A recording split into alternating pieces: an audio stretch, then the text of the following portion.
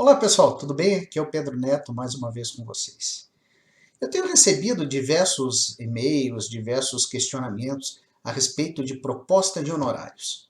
Me perguntaram, Pedro, que tabela eu devo seguir, mas por que eu devo seguir tabelas na hora de fixar os meus honorários se alguns juízes dizem que não estão sujeitos a essas tabelas?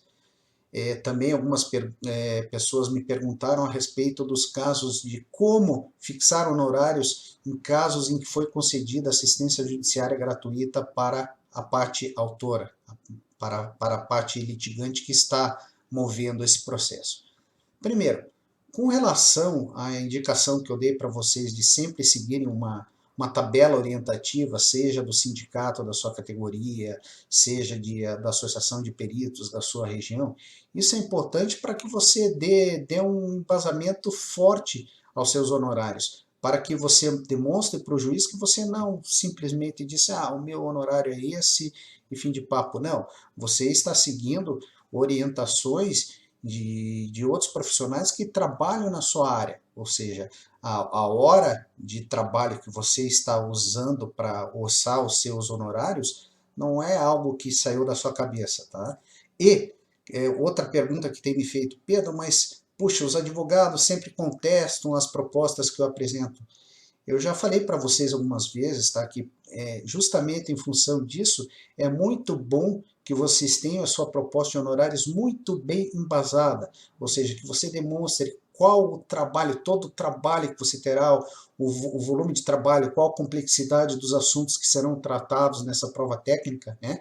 E quantificar, linha a linha, quanto tempo você gastará para resolver cada um desses problemas, que é um problema das partes e um problema do juiz. Você, como perito, está lá para ajudar a todos. E você, logicamente, tem que ser remunerado por isso. Então, você tem que fixar adequadamente todo esse trabalho que você terá na elaboração dessa prova técnica, né?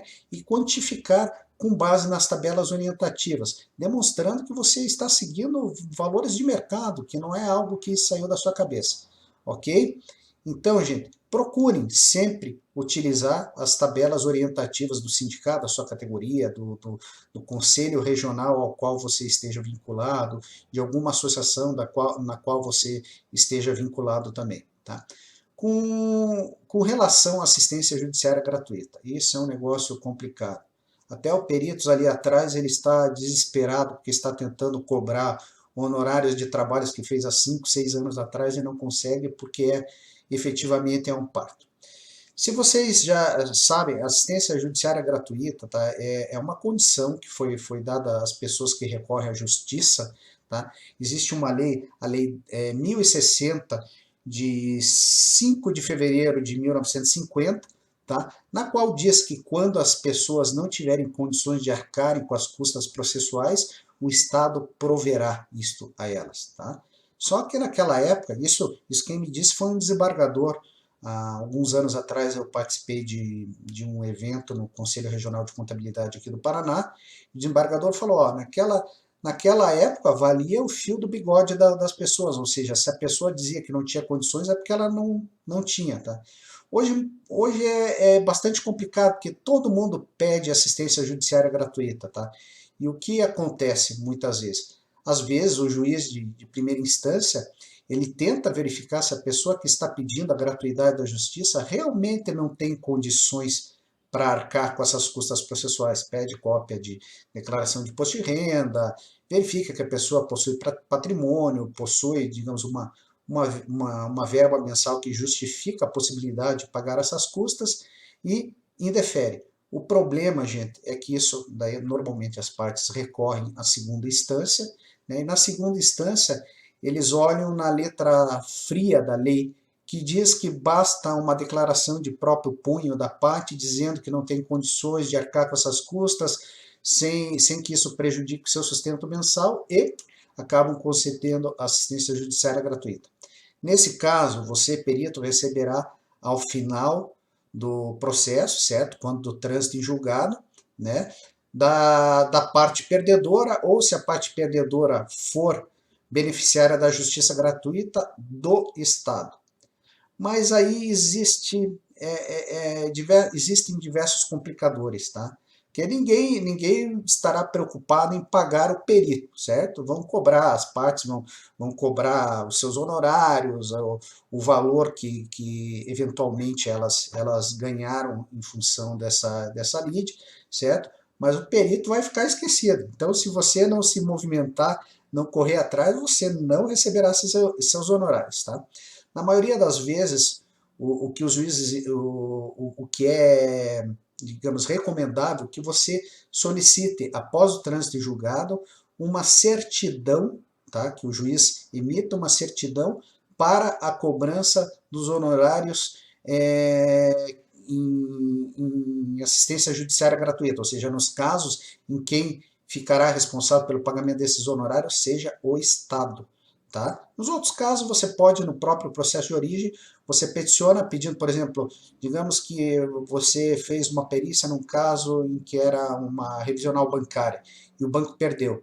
Tá? Perdeu e restou sucumbente. Então, você peticiona, atualiza os seus honorários, né, atualiza monetariamente e solicita que eles sejam depositados em juízo para depois você solicitar o levantamento desse valor.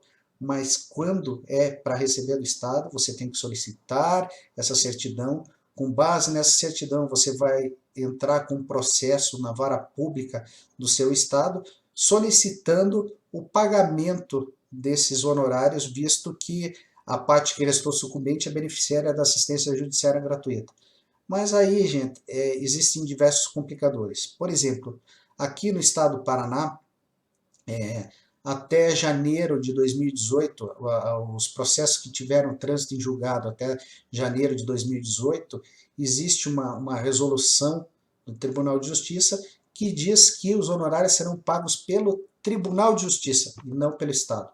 Então eu tenho, acho que em torno de uns 20 processos de execução em que eu estou brigando justamente em relação a isso, porque na decisão transitada em julgado está escrito lá que quem pagará os meus honorários é o Estado do Paraná, só que o Estado do Paraná diz que é parte ilegítima porque existe essa resolução que nunca foi trazida ao meu conhecimento. Então é bastante complicado, vocês têm que estudar como efetuar todo esse trâmite de recebimento dos honorários a JG, tá? De acordo com as resoluções do Tribunal de Justiça do seu estado. Tá? E com relação, voltando à questão das impugnações de honorários, o que eu digo é o seguinte, gente, tenha a sua proposta bem embasada, defenda ela. Eventualmente você pode baixar um pouco o valor que você aventou na proposta original, em respeito ao juiz que está depositando a confiança nos seus serviços, tá? Mas se você tiver bem embasado que aquele valor é justo, bata o pé, tá? Porque nunca, não adianta, sinceramente, não adianta você cobrar barato na primeira proposta, porque ela sempre será impugnada, ok? Eu espero que com isso eu tire a dúvida de diversos de vocês que entraram em contato comigo, tá? Caso contrário, peguem aí o número do meu celular, do meu WhatsApp, no meu cartão, no meu e-mail, entre em contato que eu ficarei satisfeito em dar um retorno para vocês e ajudá-los nessa árdua tarefa de fazer propostas de honorários e mais árdua ainda em receber honorários que a parte sucumbente é beneficiária da assistência judiciária gratuita. Ok? Um grande abraço para vocês, fiquem com Deus, um bom fim de semana e até terça-feira que vem.